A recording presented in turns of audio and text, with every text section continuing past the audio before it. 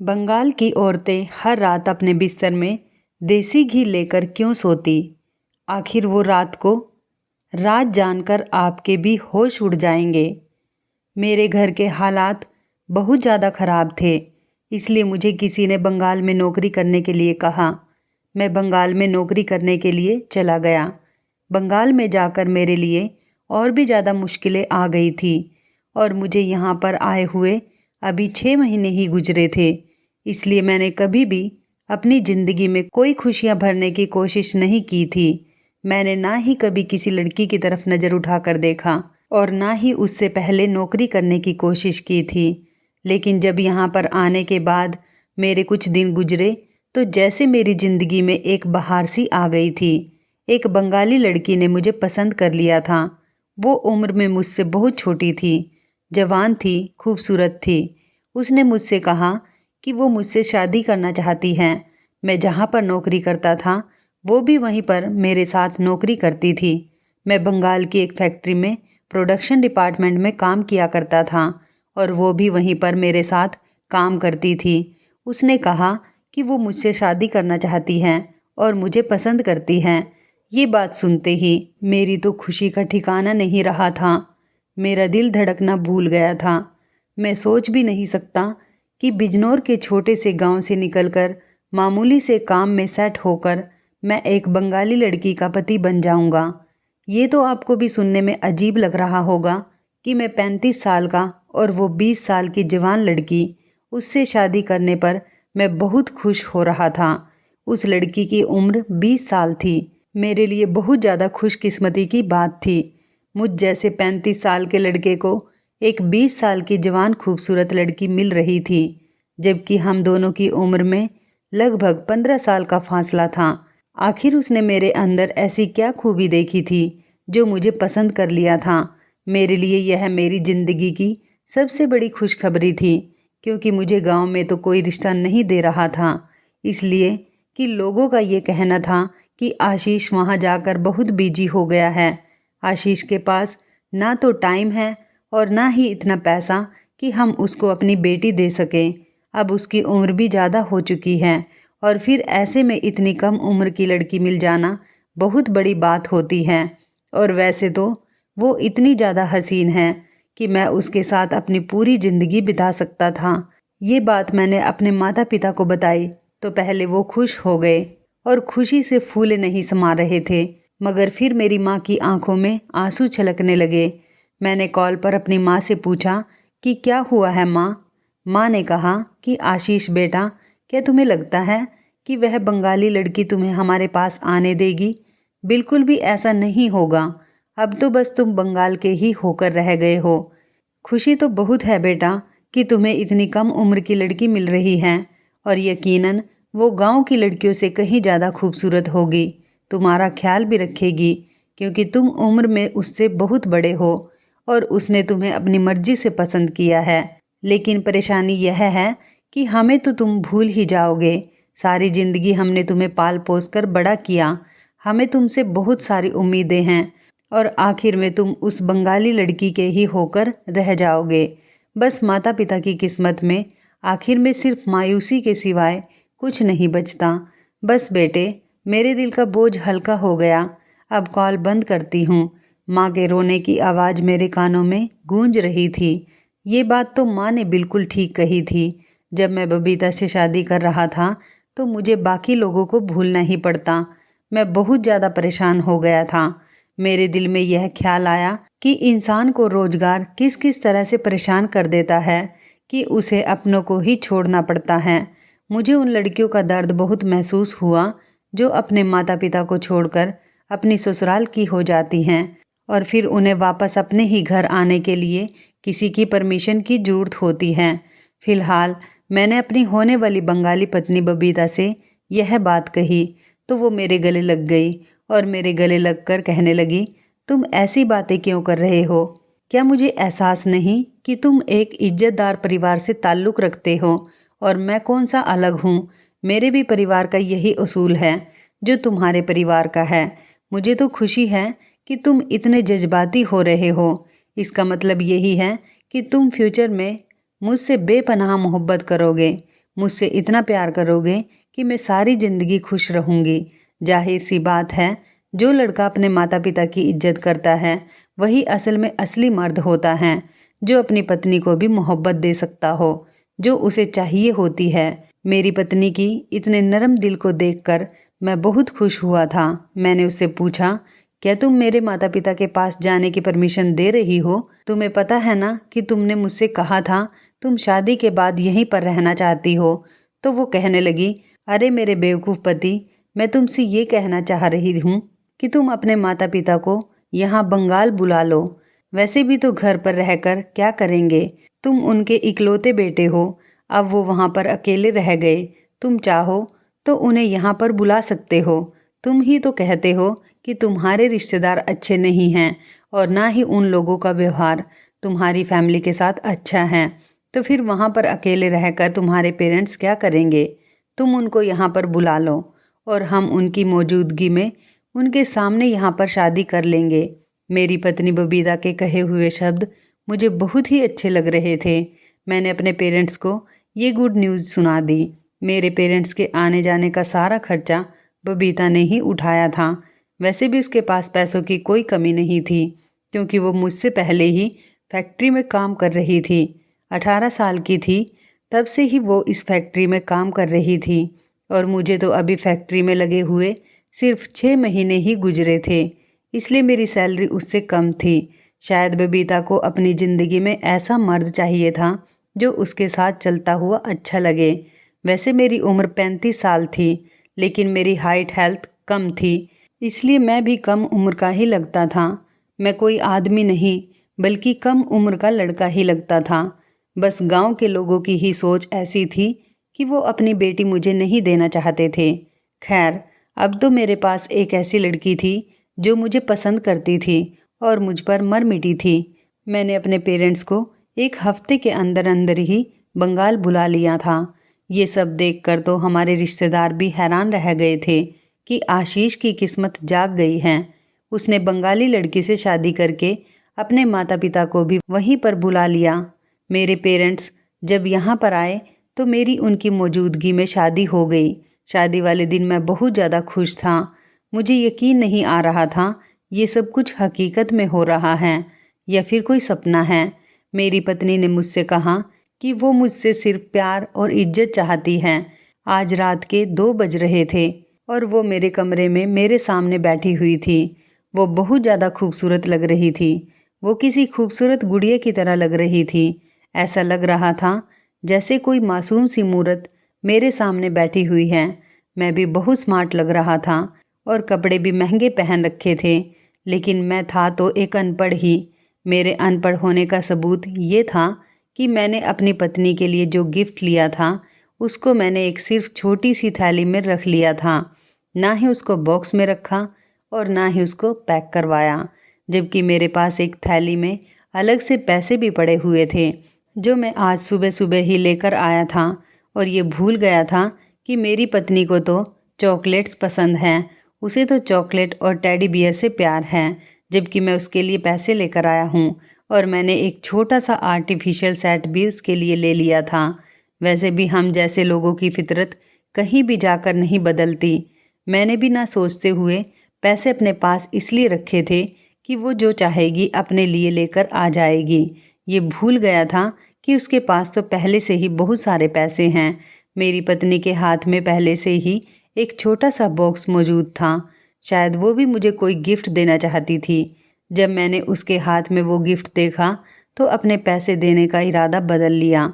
सोचा कि उसे पैसे नहीं दूंगा, लेकिन वो मेरे हाथों में थैली देख चुकी थी, जिसमें से एक में तो ज्वेलरी सेट था और दूसरे में पैसे थे। वो मुझसे पूछने लगी, आशीष इसमें क्या है? उसने मुझसे पूछा तो मैंने उसे बता दिया, ये मैं तुम्हें देने वाला था। मैंने ज्वेलरी सेट तो उसको दे दिया, उसे पसंद आया, लेकिन वो दूसरे वाली थैली को मैंने कहा कि इसे तुम कहीं पर रख दो, ये मैं तुमसे सुबह को ही ले लूँगा, ये मेरा रोज़ का जेब खर्च है। तो बबीता कहने लगी कि मुझे तो लगा था कि तुम मेरे लिए कोई स्पेशल गिफ्ट लेकर आए हो। वो ज्वेलरी सेट भी सिर्फ मामूली सा ही था। उसे अच्छा तो लगा था, लेकिन वह उसे देखकर ज़्यादा खुश नहीं हुई थी। मैंने उससे कहा, माफ़ करना बबीता, मैं अपने पेरेंट्स की वजह से शायद सब कुछ भूल गया था कि मुझे तुम्हें कोई स्पेशल सरप्राइज़ भी देना है, लेकिन मैं तुम्हें कल इससे भी अच्छा गिफ्ट ला कर दूंगा जो तुम्हें बहुत ज़्यादा पसंद आएगा। बल्कि ला कर नहीं दूंगा, तुम्हें उस गिफ्ट के पास जाना पड़ेगा। मेरी चिकनी चिकनी बातों में वो आ गई थी और उसकी नाराज़गी भी दूर हो गई थी और वो सब कुछ भूलकर मेरे गिफ्ट के बारे में सोचने लगी। मैंने गद्दे के नीचे हाथ बढ़ाया और उससे कहा कि मैं ये सारे पैसे गद्दे के नीचे रख रहा हूँ। तब उसका चेहरा उतर गया। ऐसा लग रहा था जैसे वह नहीं चाहती थी मैं गद्दे के नीचे सामान रखूं। वो शायद मुझे अपने पास नहीं आने देगी।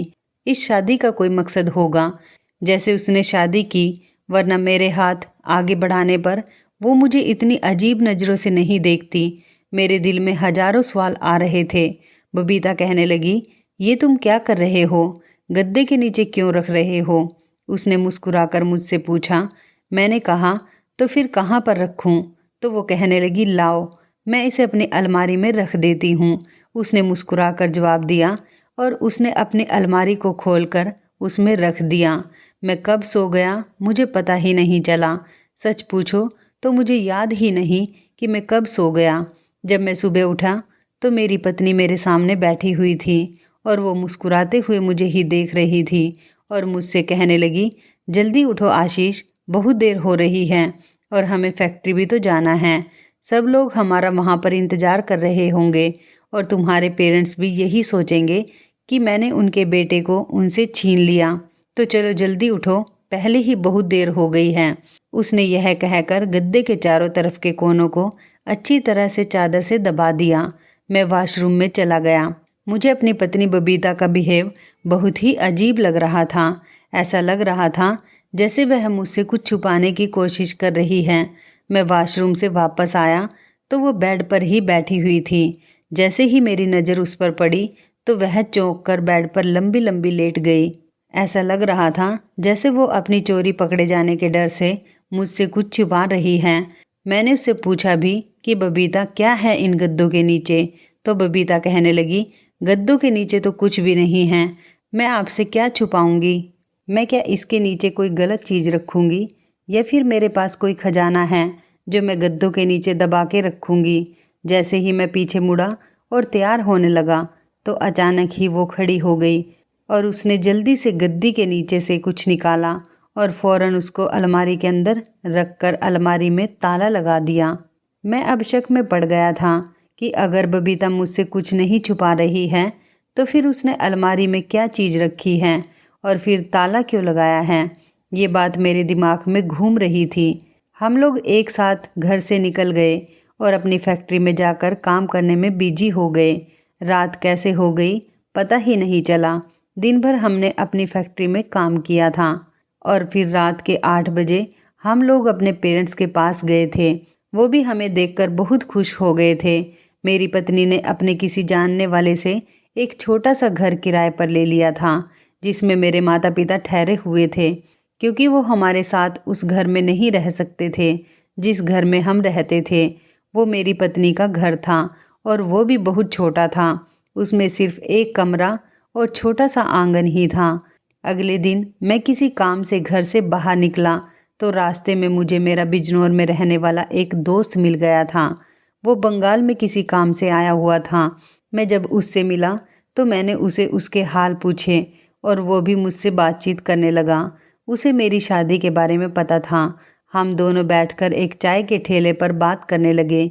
वो मुझसे अजीबोगरीब बातें पूछने लगा तो उसने शादी वाली रात के बारे में मुझसे मजाक और बातचीत शुरू कर दी। मैंने उससे सख्ती से मना कर दिया कि मैं ऐसी बातें हंसी मजाक के लिए नहीं करना चाहता। मैं और मेरी पत्नी 2 शरीर एक आत्मा हैं और हम एक दूसरे की इज्जत करते हैं। वो कहने लगा, तुम तो बड़े ही बदल गए हो। ये बंगाल की लड़की है, होशियार रहना। मैं उसकी बात सुनकर चौकन्ना हो गया। क्या मतलब है तुम्हारा? किस चीज़ से होशियार रहूं? उसने कहा, बस ऐसे ही बता रहा हूँ, किसी भी चीज़ से होशियार रहना। उसकी बात सुनकर मैंने गद्दे वाली वो बात अपने दोस्त को बता दी, क्योंकि मैं ये बात तो नहीं छुपा सकता था। इसमें ऐसी भी कोई शर्म वाली बात नहीं थी जो मुझे ये बात उसे बताने से रोक थी। मेरी बात सुनकर मेरा दोस्त अचानक ही उछल पड़ा और कहने लगा, तुम ठीक कह रहे हो, तुम्हारी पत्नी जरूर गद्दे के नीचे कुछ रखती होगी और फिर गद्दे को भी तुम्हें हटाने से मना करती होगी। मैंने अपने दोस्त से कहा कि हाँ, ऐसा ही करती है। तुम ठीक कह रहे हो, शायद ये मेरा वहम भी हो सकता है, लेकिन मुझे ऐसा ही लग रहा है। आगे का नहीं पता। तो मेरा दोस्त कहने लगा, चलो तुम इससे पहले अपनी पत्नी पर शक करो 2-3 दिन और तुम इस बात की सच्चाई का पता लगा लो कि वो रात को ऐसा ही करती है या फिर तुम्हें लगता है। मैंने उससे कहा, चलो ठीक है, मैं किसी दिन गद्दा ही उठाकर देखूंगा कि आखिर वो उसके नीचे क्या रखती हैं और वो रात को भी सोने से पहले बड़ी अजीब सी हरकतें करती है। मैंने अपने दोस्त को बताया। उसने कहा कि ठीक है, तुम 2-3 दिन उसको आजमा कर देखो, उसके बाद तुम किसी नतीजे पर पहुंच सकते हो। रात हुई तो मुझे किसी और चीज़ से ज़्यादा इंटरेस्ट बबीता के उस बिहेव में था कि वो गद्दे के नीचे क्या रखती है। फिर वही हुआ। रात हुई तो बबीता का बिहेव अजीब सा हो गया।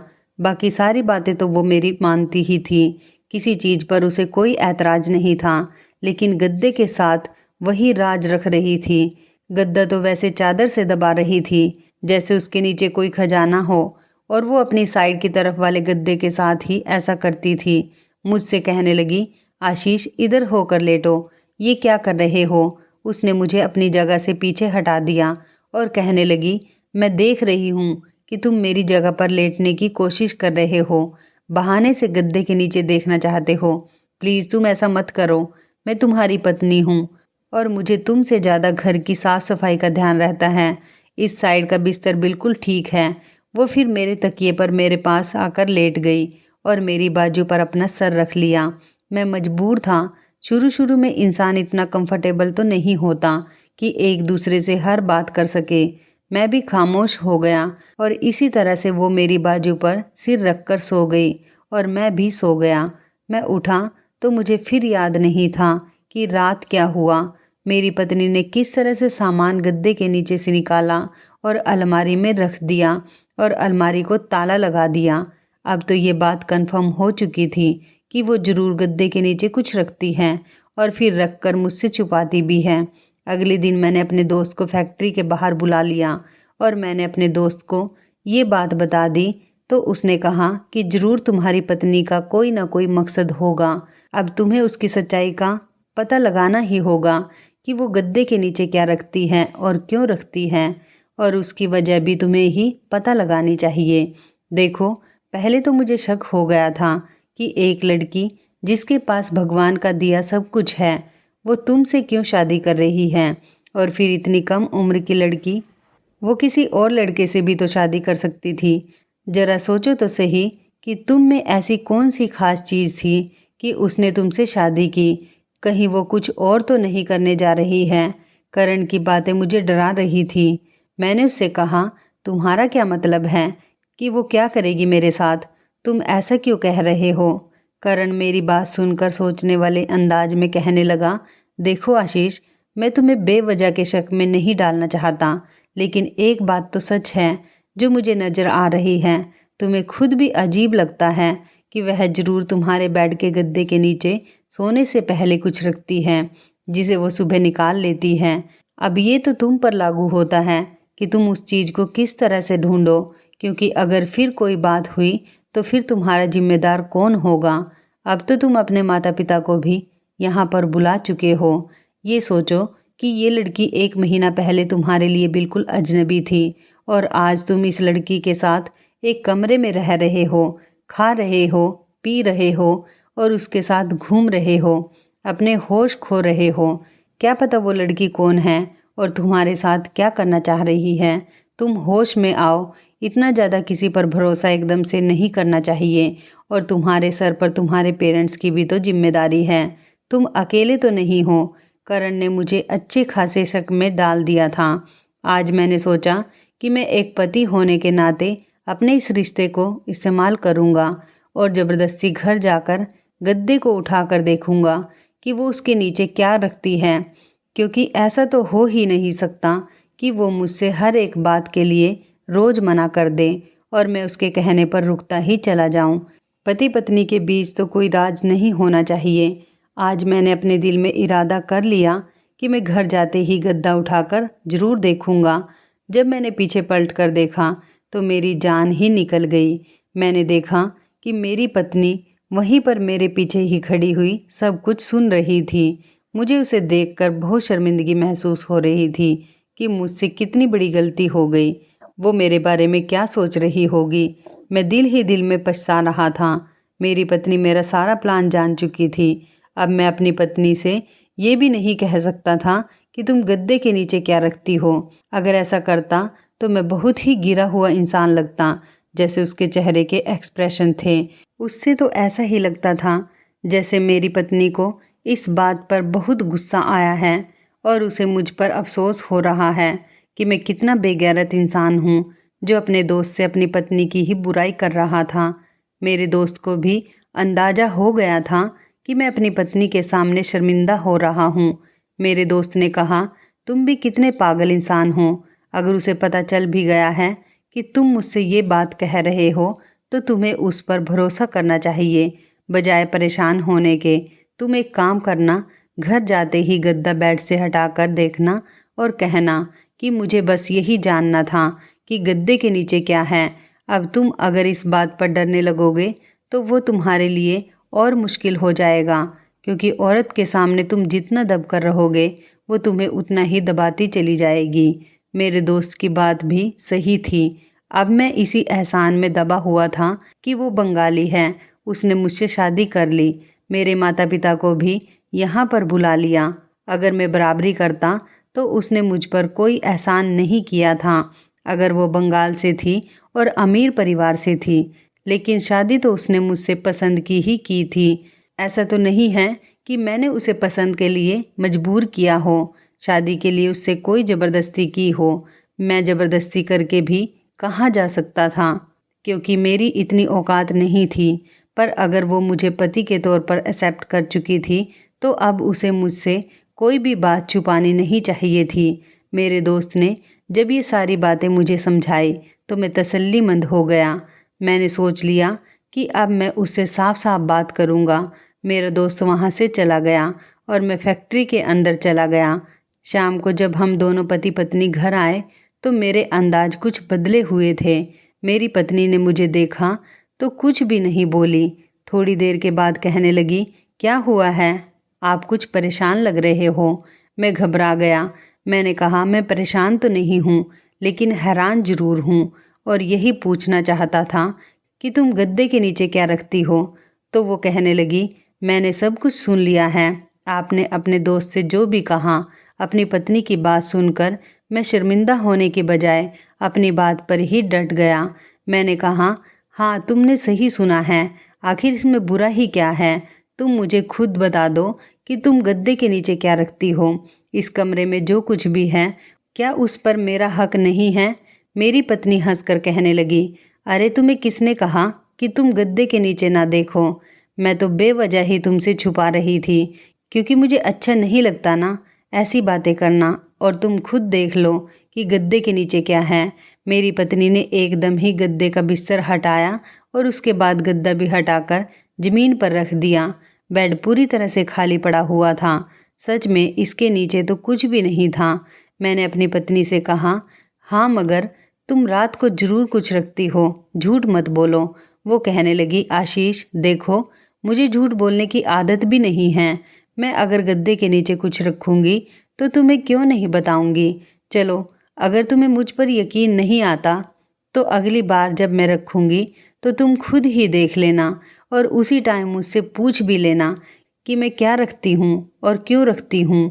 मैंने कहा, चलो अच्छा है, ये भी अच्छा है। उम्मीद है कि अब तुम मुझसे कुछ छुपाओगी नहीं। पर उस दिन और उस दिन के कुछ दिन बाद तक हमारी शादी का 1 महीना गुजर गया था। पर मुझे कमरे में आते ही नींद आ जाती थी। इतनी तेज़ नींद आती थी कि जब मेरी आँख खुलती तो सुबह हो जाती थी और मैं यही सोचता रह जाता था कि आखिर मैंने रात कब और कैसे गुजारी। मुझे तो ये भी नहीं याद कि नींद कैसे आई। मुझे तो ये भी याद नहीं कि जब मैं घर पर आया तो मैंने रात का खाना कब खाया और मैंने क्या खाया था। अब मुझे परेशानी होने लगी थी। मैं किसी तौर पर भी अपने साथ ऐसा बिहेवियर बर्दाश्त नहीं कर सकता था। मुझे पता लगाना ही था, या फिर कमरे में आते ही मुझ पर नींद क्यों सवार हो जाती है। मैंने सोचा कि शायद मेरी पत्नी मुझे चाय में कुछ मिलाकर दे रही होगी और मेरे साथ कुछ ऐसा कर रही है जिससे मुझे नींद आ जाती है और मैं गहरी नींद में सो जाता हूँ। मैंने बहुत कोशिश की कि मैं पता लगा सकूं आखिर मेरे साथ क्या होता है, पर मैं इस कोशिश में नाकाम रहा।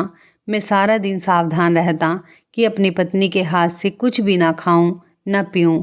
बल्कि एक दिन तो ऐसा हुआ कि मैं बाजार से ही खाना लेकर आ गया था और हम दोनों ने वही खाना खाया। उस दिन भी जब मैं घर के अंदर दाखिल हुआ तो मुझे आते ही नींद आ गई थी। लेकिन इस सब से अच्छी बात ये हुई थी कि उस दिन मेरी सुबह 6 बजे ही आँख खुल गई थी। सुबह का जब मैं उठता था तो मुझे बहुत अच्छा महसूस होता था। फिर रात के किसी भी बात के बारे में सोच ही नहीं पाता था। मैं ज़्यादा से ज़्यादा अपने काम पर ध्यान दिया करता था और मेरी पत्नी भी ऐसी ही थी। वो मेरे साथ फैक्ट्री जाती थी और अपने काम में दिन भर बिजी हो जाती थी और रात को घर में आते ही वो हम दोनों के लिए खाना बनाती थी। मैं भी कभी कभी उसके साथ उसके काम में हाथ बटा दिया करता था। आखिर में मैं अपनी पत्नी से पूछने पर मजबूर हो गया। मैंने अपनी पत्नी से बहुत प्यार और मोहब्बत से पूछा कि मेरी जान, मुझे बता दो कि तुम ऐसा क्या जादू करती हो कि कमरे में आते ही मुझे नींद आ जाती है, और गद्दे वाली बात को तो मैं भूल ही गया हूँ। तुम गद्दे के नीचे क्या रखती थी? मेरी बात सुनकर वो हंसने लगी और कहने लगी, देखो, अगर तुम्हें लगता है कि मैंने तुम पर कोई जादू टोना किया है तो ये गलत है। जादू से तो मैं दूर भागती हूँ, बल्कि मैं तो ऐसे लोगों से नफरत करती हूँ जो जादू जैसी चीज़ों पर विश्वास रखते हैं। हाँ, पर एक जादू मैंने तुम पर ज़रूर किया है। मैंने घबराते हुए अपनी पत्नी से पूछा कि क्या? क्योंकि मुझे तो कुछ दिनों से ऐसा ही लग रहा था कि मैं किसी जादू टोने के असर में आ गया हूँ।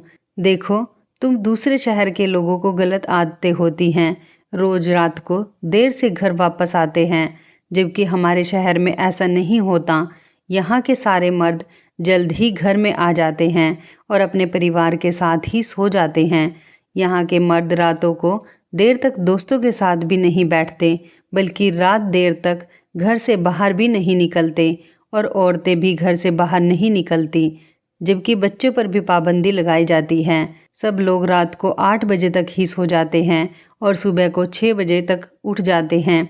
दरअसल मैंने सुना है दूसरे शहरों के लड़के और आदमी रात के 1 या 2 बजे ही घर में घुसते हैं, लेकिन यहाँ पर ऐसा कुछ भी नहीं है। हमारे यहाँ का तरीका बहुत अलग है। आप भी यहाँ पर अपने तरीके से ही चल रहे थे। जब हम दोनों फैक्ट्री से आते थे तो आप खाना खाने के बाद यहाँ से चले जाते थे और मैं घर में अकेली हो जाती थी और आपका इंतज़ार करती रहती थी। मुझे आपका ये तरीका बिल्कुल भी पसंद नहीं आया था। मेरी बात पर नाराज मत होना, लेकिन बात यही है कि आपका तरीका बहुत गलत था। आपको रात को घर में होना चाहिए और अपनी पत्नी का ख्याल रखना चाहिए। वैसे तो आप मेरे साथ घर के कामों में भी हाथ बटाते हैं, लेकिन आपको बाहर जाने की ज़्यादा फिक्र लगी रहती थी। मैंने सोचा कि अगर मैं आपसे लड़ाई झगड़ा करूँगी, आपको बदलने की कोशिश करूँगी, तो शायद आप मुझसे नाराज़ हो जाएंगे, मुझसे लड़ाई झगड़ा करोगे। मैं आपको शादी के बाद से ही बदलने की कोशिश कर रही हूँ, लेकिन सच बताइए, क्या आपको अच्छा नहीं लगता कि आप घर में रहकर अपनी पत्नी का ख्याल रखें? ऐसा भी तो हो सकता है कि आपकी गैर मौजूदगी में घर में कोई घुस आए, या फिर कोई ऐसा इंसान जो आपकी पत्नी को नुकसान पहुंचा सके। तो क्या आपको अच्छा लगेगा? उसने नजरें चुराते हुए कहा। तो बस ये सब कुछ मैं इसलिए ही कर रही थी। मेरी तो सिर्फ ये कोशिश थी कि आप रात को जल्दी घर में आ जाओ और जल्दी ही सो जाया करो। इस शहर में क्राइम बहुत ज़्यादा हैं। मैं नहीं चाहती थी कि मेरा पति भी किसी गलत काम में पड़ जाए या फिर लोग उसे मुश्किल में डाल दें। हम लोग मामूली से लोग हैं। अगर हमें अपनी ज़िंदगी आसानी से जीनी है तो हमें अपने तौर तरीके बदलने पड़ेंगे, और मैं यही कर रही थी। आपके साथ आपके तौर तरीकों को बदल रही थी। आपके गांव में ऐसा होता होगा कि आप रात को देर से घर वापस आते होंगे, लेकिन यहाँ पर ऐसा कुछ नहीं है। यहाँ रात हो जाने के बाद कोई बच्चा भी घर से बाहर नहीं निकलता। तभी तो यहाँ पर हर कोई इंसान सुबह जल्दी उठकर अपने काम में लग जाता है और शाम को जल्दी फ्री होकर अपनी फैमिली के साथ टाइम स्पेंड करता है और फिर सो जाता है। और रही बात आपकी नींद की, तो मैं एक अलग तरह की कोयल लगाती हूँ जिससे मच्छर तो भागते ही हैं, साथ ही साथ उसकी खुशबू से हम दोनों को नींद भी आ जाती है। और रही बात गद्दे या बेड पर बिस्तर के नीचे मैं क्या रखती हूँ, मैं वहाँ पर एक डिब्बी में देसी घी रखती हूँ और रोज़ रात को उस घी से अपने पैरों की मालिश करती हूँ, क्योंकि सारा दिन फैक्ट्री में काम करके मेरे पैर दुखने लगते हैं। तो देसी घी से मालिश करके जहाँ पैरों का दर्द मिटता है, वहीं पर आँखों की रोशनी भी तेज होती है। अब भी अगर आपको ये लगता है कि आपके सोने के बाद मैं कहीं जाती हूँ या किसी से मिलती हूँ, कोई और काम करती हूँ, तो ऐसा बिल्कुल भी नहीं है। मैं तो रात को उसी टाइम सो जाती हूँ। कमरे में होने वाली कोयल की वजह से आपको भी घर में आते ही नींद आने लगती है और यही इस कमरे की खास बात है। मैंने ये सब कुछ जानबूझकर किया ताकि हम दोनों की ज़िंदगी में आसानी हो। और देखो, छोटी मोटी बात पर शक मत किया करो। अगर तुम मुझसे पूछ लेते तो मैं तुम्हें साफ साफ बता देती, लेकिन तुमने सबसे पहले ये बात अपने दोस्त को बताई, उसके बाद मुझसे सवाल किया। अपनी पत्नी की बात सुनकर मैं शर्मिंदा हो गया था। सच में हम कभी कभी ऐसा ही करते हैं, छोटी से छोटी बात को दिल पर सवार कर लेते हैं और फिर इसी के बारे में सोचते सोचते एक छोटी सी बात का इशू बन जाता है और वो इशू हमारे रिश्ते की सारी खूबसूरती को छिपा लेता है। मैं आप सब लोगों से यही कहना चाहूँगी कि अगर आपको किसी पर भी थोड़ा सा भी शक हो तो आप उसके सामने बैठकर बात को क्लियर कर लें। कभी कभी अपनी पत्नी पर या अपने पति पर शक ना किया करें, वरना आपकी हंसती मुस्कुराती ज़िंदगी तबाह बर्बाद हो जाएगी। शक ऐसी चीज़ है जो लोगों के घर क्या सारी ज़िंदगी को ही उजाड़ देता है। भगवान का शुक्र है कि मेरी पत्नी समझदार थी और उसने मुझे समझाने के लिए एक नया तरीका अपनाया। तो इस कहानी के बारे में आपकी क्या राय है, कमेंट करके ज़रूर बताइएगा। दोस्तों, आपको हमारी ये मज़ेदार कहानी कैसी लगी, आप हमें कमेंट बॉक्स में ज़रूर बताएं। यदि आपके पास भी ऐसी कोई प्यारी सी कहानी है या फिर ऐसी कोई कहानी जिससे कुछ शिक्षा मिले, तो आप हमारे साथ उसको ज़रूर शेयर करें। दोस्तों, यदि आपको हमारी ये वीडियो अच्छी लगे तो आप हमारी इस वीडियो को लाइक शेयर ज़रूर करें और ऐसी ही दिल को छू लेने वाली प्रेरणादायक कहानियाँ सुनने के लिए हमारे चैनल को भी सब्सक्राइब करें। यदि आप हमें फेसबुक पर देख रहे हैं तो आप हमारे फेसबुक पेज को लाइक और फॉलो ज़रूर करें।